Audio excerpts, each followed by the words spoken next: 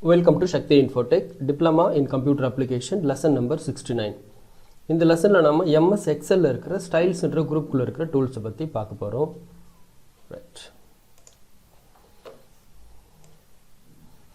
இங்கே இருக்கிற இந்த குரூப்போட பேர் தான் ஸ்டைல்ஸ் அப்படின்ற குரூப். ஓகேங்களா? ஸ்டைல்ஸ் அப்படின்னா ஒரு செல்லும் என்ன மாதிரியான ஸ்டைலில் டிஸ்பிளே ஆகணும் அப்படின்னு சொல்கிறதுக்கான சில டூல்ஸ் தான் இதில் கொடுத்துருக்காங்க. இது எப்படி ஃபங்க்ஷன் ஆகுதுன்றத பார்ப்போம். முதல்ல இருக்கிறத பார்த்தீங்கன்னா கண்டிஷனல் ஃபார்மேட்டிங். அப்போது ஏதோ ஒரு கண்டிஷனை பொறுத்து அந்த செல்லை ஃபார்மேட் பண்ணு அப்படின்னா இந்த டூல் நமக்கு யூஸ் ஆகும். ரைட், எப்படி ஃபங்க்ஷன் ஆகுதுன்றதை பாருங்கள். இதுக்குள்ளே பார்த்தோம்னா ஹைலைட் செல் ரூல்ஸ்னு ஒன்று இருக்குது, அப்புறம் டாப்/பாட்டம் ரூல்ஸ்னு ஒன்று இருக்குது, டேட்டா பார்ஸ். இது எல்லாமே ஒவ்வொன்றா என்னன்றது சொல்கிறேன், பொறுமையாக கவனிச்சுங்க. ஏன்னா இது வந்து புரியுறது கொஞ்சம் கஷ்டமாக இருக்கும், பட் புரிஞ்சுக்கிட்டிங்கன்னா ரொம்ப ஈஸி தான். இது வந்து ஒரு எந்த இடத்துல பயன்படுத்தும் அப்படின்னா, சர்டன் வேல்யூக்குள்ளே ஒரு குறிப்பிட்ட வேல்யூக்கு மேலே இருந்தால் என்ன கலரில் வேணும், ஒரு குறிப்பிட்ட வேல்யூக்கு கீழே இருந்தால் என்ன கலர் வேணுன்றது. இப்போ இங்கே இருக்கிற கலர் பார்த்தீங்கன்னா இப்போ மொத்தமாக சேர்த்து என்ன பண்ண முடியும், ஒரு கலரில் மாற்றிடலாம். இதெல்லாம் வேல்யூஸை பொறுத்து மாறுமானா மாறாது.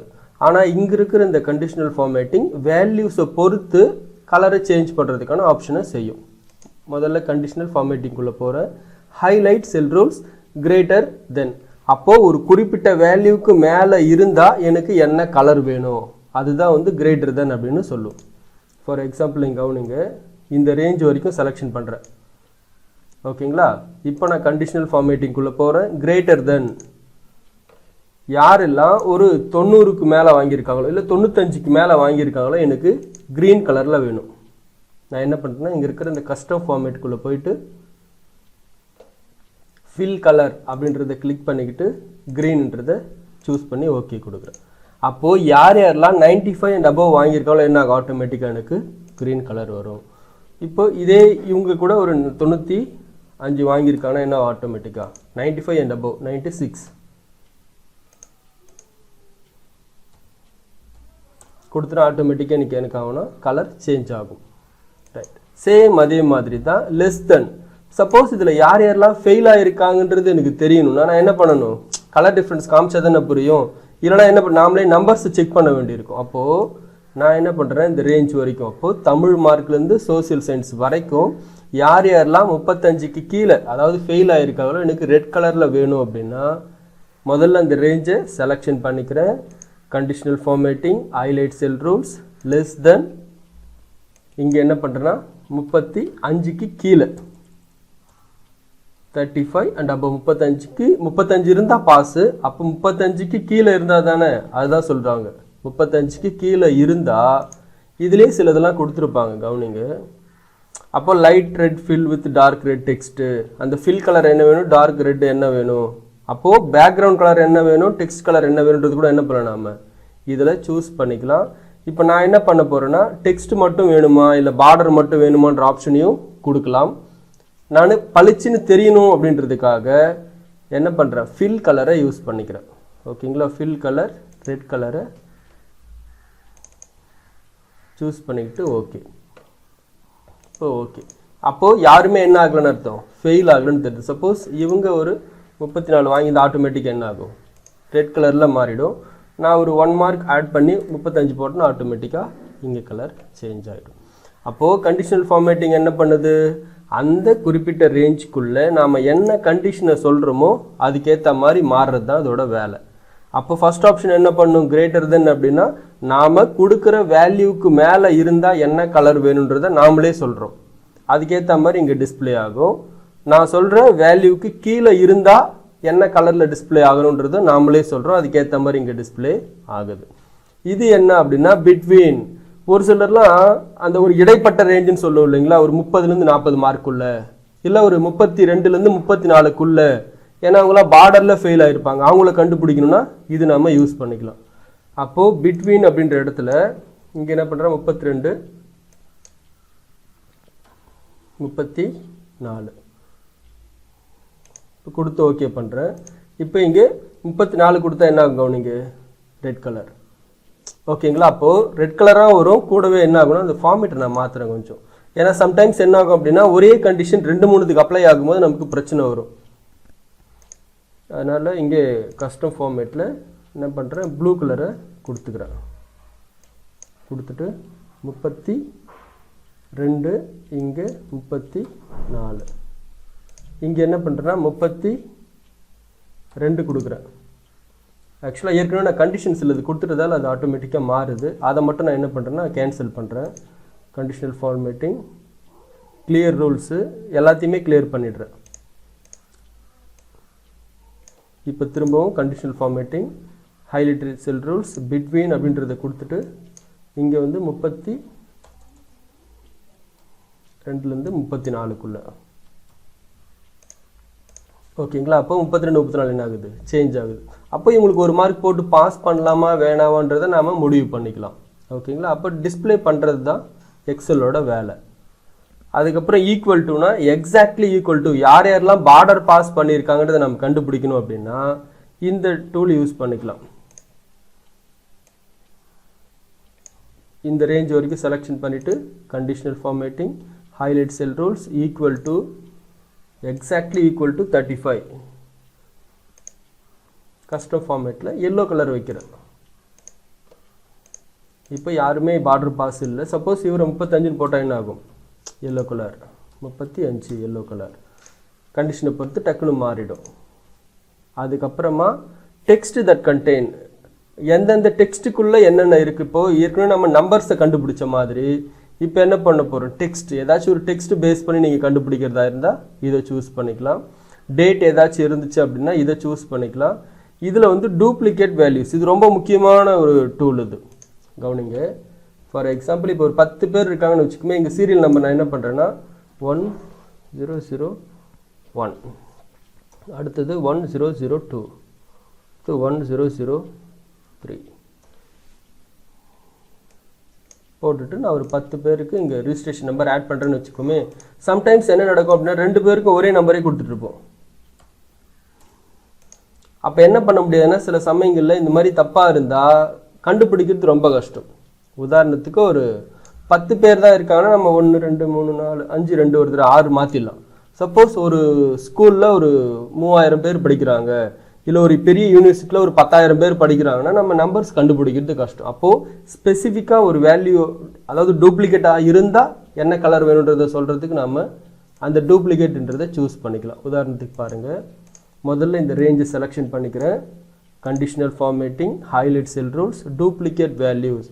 நான் செலெக்ஷன் பண்ண ரேஞ்சுக்குள்ளே டூப்ளிகேட் வேல்யூஸ், ஒரு வேல்யூ மாதிரியே இன்னொரு வேல்யூ இருந்தால் என்ன வரணும் அப்படின்னா நான் கஸ்டம் ஃபார்மேட்டில் ஃபில் கலர்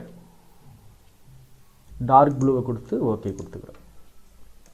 அப்போ என்ன ஆகுது, இங்கே நமக்கு புரிஞ்சிடும் தப்பாக இருக்குது அப்படின்ட்டு. இப்போ என்ன பண்ணுறேன்னா 1006 கொடுத்தனா சரியாக போச்சு. ஈவன் நீங்கள் டைப் பண்ணும்போதே தப்புன்னா கூட அது ஆட்டோமேட்டிக்காக கண்டுபிடிச்சி கொடுத்துரும். இப்போது 1001 இருக்குது, இங்கே நான் 1003 கொடுத்துறேன்னு வச்சுக்கேன், இங்கேயும் 1003 கொடுத்தனா அங்கேயே நமக்கு டிஸ்பிளே பண்ணும். அப்போ நம்ம என்ன பண்ணலாம், டைப் பண்ணும்போதே கூட இங்கே கரெக்ஷனை பார்த்துக்கலாம். சரியாக இருக்கும் பட்சத்தில் அது எரர் காமிக்காது.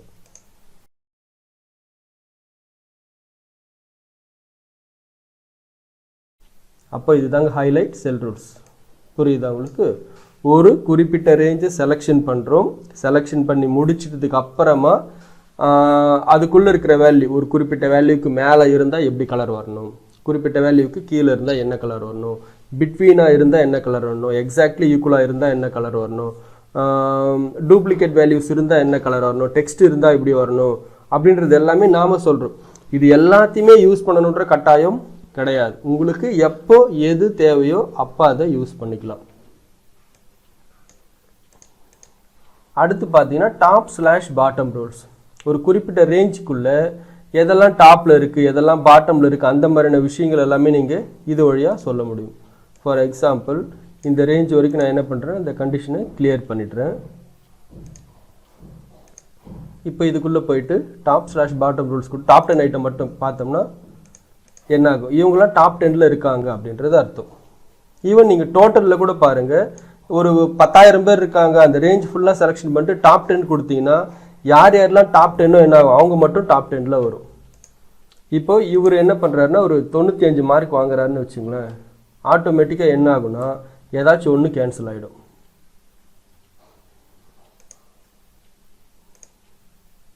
ஓகேங்களா, அந்தந்த ரேஞ்சுக்கு ஏற்ற மாதிரி என்ன ஆகும்னா அது சேஞ்ச் ஆகும்.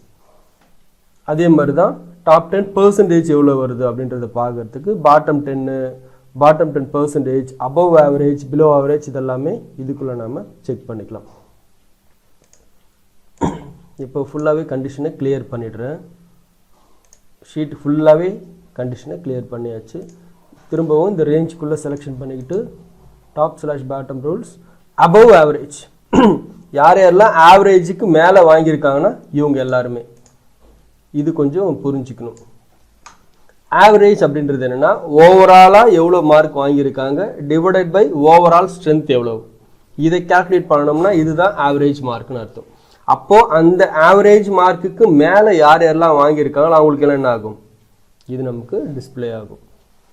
உங்களுக்கு அந்த மேத்தமெட்டிக்கல் எப்படி ஒர்க் ஆகுதுன்னு தெரிஞ்சால் தான் இந்த விஷயங்கள் கொஞ்சம் ஈஸியாக இருக்கும். இல்லைனா இது புரியுறது கொஞ்சம் கஷ்டம்.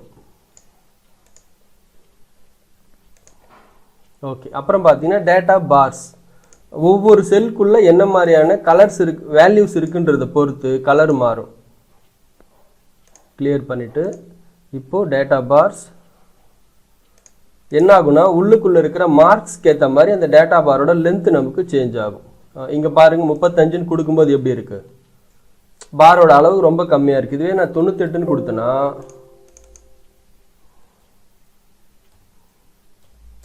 பார் என்ன ஆகுது, ஃபுல்லாக வருது. அப்போது அந்த நம்பர் எந்த அளவில் இருக்கோ அதுக்கேற்ற மாதிரி என்ன ஆகும், கலர் டிஃப்ரென்ஸ் நமக்கு தெரியும்.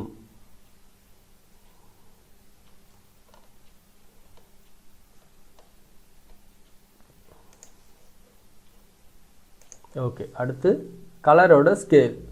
இதுவும் அதே மாதிரி தான். என்ன பண்ணுறேன், ரூலை கிளியர் பண்ணிடுறேன்.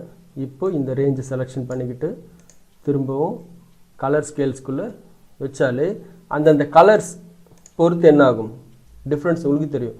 அப்போ டார்க் கலராக இருந்தால் என்ன அர்த்தம், நல்ல மார்க் வாங்கியிருக்கான்னு அர்த்தம். லைட் ஆக ஆக என்ன அர்த்தம், மார்க்ஸ் கம்மியாக இருக்குது அப்படின்றது அர்த்தம். அந்த டெப்த்தை கண்டுபிடிக்கிறதுக்கு என்ன பண்ணணும்னா இந்த மாதிரி கலர்ஸை நம்ம யூஸ் பண்ணிக்கலாம். அதே மாதிரி ஐகான் செட், கொஞ்சம் மேலே இருக்கிறது கீழே இருக்கிறது இந்த மாதிரி ஐகான் செட், இந்த சிக்னல் மாதிரி கூட பண்ணிக்கலாம் நாம். அதுக்கு ஏற்கனவே கொடுத்த ரூலை கேன்சல் பண்ணிவிட்டு இப்போ புதுசாக ஒரு ரூல் அப்ளை பண்ணுறேன். ஐகான் செட் இதை யூஸ் பண்ணிக்கிறேன். இப்போ கவனிங்க சிக்னல். அப்போது மார்க்ஸ் எந்த அளவுக்கு இருக்கோ அதுக்கேற்ற மாதிரி சிக்னல் என்ன ஆகும், ஃபுல் ஸ்ட்ரென்த்தாக அங்கே காமிக்கும். ஃபார் எக்ஸாம்பிள் இங்கே 45ன்னு இருக்குது, சிக்னல் கம்மியாக இருக்குது. சப்போஸ் நான் 99ன்னு கொடுக்குறேன், கவனிங்க என்ன ஆகுது, சிக்னல் ஃபுல்லாக இருக்குது. இவ்வளோதாங்க விஷயம் இதுக்குள்ளே இருக்கிறது. கிளியர் ரூல்ஸ் அப்படின்னா நான் செலெக்ஷன் பண்ண செல்குள்ளே இருக்கிற ரூலை மட்டும் கிளியர் பண்ணிவிடு அப்படின்னா செலக்டட் செல்ஸை கொடுத்துக்குங்க. இந்த ஷீட் ஃபுல்லாகவே ரூலை கிளியர் பண்ணிவிடு அப்படின்னா என்டையர் ஷீட் அப்படின்றத நாம் கொடுத்துக்கலாம். ஓகே, அடுத்து பார்த்தோம்னா ஃபார்மேட் ஆஸ் டேபிள். நான் இதெல்லாம் ரூலையுமே கிளியர் பண்ணிடுறேன் ஷீட்குள்ளேருந்து. இந்த ரேஞ்ச் வரைக்கும் நான் என்ன பண்ணுறேன்னா ஃபார்மேட் டேபிளாக மாற்ற போகிறேன் அப்படின்னா செலெக்ஷன் பண்ணிவிட்டு ஃபார்மேட் ஆஸ் டேபிள், என்ன மாதிரி டேபிள் அப்படின்றத கொடுத்தீங்கன்னா அது என்ன ஆகும், டேபிளாக மாறிடும். ஓகேங்களா, இப்போ இது வச்சு என்ன பண்ணலாம், சோர்ட் பண்ணிக்கலாம். லார்ஜஸ்ட் டு ஸ்மாலஸ்ட் அப்படின்னா யாரெல்லாம் அதிகப்படியான மார்க் வாங்கியிருக்காங்களோ அது படி பிரிச்சுக்கலாம். அதே மாதிரி சீரியல் நம்பர் படி பிரிக்கணும் அப்படின்னா கூட சோர்ட் ஸ்மாலஸ்ட் டு லார்ஜஸ்ட் இருந்தால் சீரியல் நம்பர் படி தெரியும். அதே மாதிரி இங்கிலீஷில் யார் ஃபர்ஸ்ட் மார்க் செகண்ட் மார்க்ன்றது அப்படி பிரிக்கிறதா இருந்தால் லார்ஜஸ்ட் டு ஸ்மாலஸ்ட்னா இங்கிலீஷில் நரேஷ்ன்றவர் 89, அப்புறம் 87, 85ன்றது நமக்கு என்ன அழகாக சோர்ட் பண்ணி கொடுக்கும். அதுக்கு இந்த மாதிரி டேபிளாக மாற்றினீங்கன்னா தான் உங்களால் பண்ண முடியும். அதுக்கப்புறம் செல்லுக்கான ஸ்டைல். ஓகேங்களா, ஜஸ்ட் அந்த செல்லு டிஸ்பிளே ஆகக்கூடிய ஸ்டைல் எப்படின்றத நீங்கள் இதில் கொடுத்துக்கலாம். உதாரணத்துக்கு திரும்ப இந்த டேபிள் ஃபுல்லாகவே செலெக்ஷன் பண்ணிக்கிட்டு ஜஸ்ட் கிளிக் பண்ணுறேன், கவனிங்க. அப்போ தான் உங்களுக்கு அந்த டிஃப்ரென்ஸ் என்னன்றது தெரியும். ஓகேங்களா, இந்த மாதிரி கொடுத்தோம்னா உங்களுக்கு இந்த மாதிரி டிஸ்பிளே ஆகும் அப்படின்றது இந்த செல்லுக்கான ஸ்டைல் சொல்லும். மேபி நீங்கள் ஹெட்டிங் மட்டும் கூட வேறு ஒரு ஸ்டைலில் வச்சுக்கலாம்.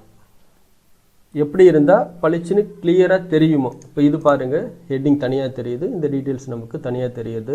டோட்டல் நீங்கள் தனியாக ரெப்ரசன்ட் பண்ணுறதா இருந்தால் கூட இது கொடுத்துக்கலாம். அப்போ என்ன ஆகும், டோட்டல் தனியாக உங்களுக்கு டிஸ்பிளே ஆகும். அப்போது இந்த டேபிளுக்குள்ளே, அதாவது இந்த ஷீட்டுக்குள்ளே இருக்கக்கூடிய செல்ஸ் ஒவ்வொன்றும் எப்படி டிஸ்பிளே ஆகணும் அதுதான் ஸ்டைல்ஸ் அப்படின்றது.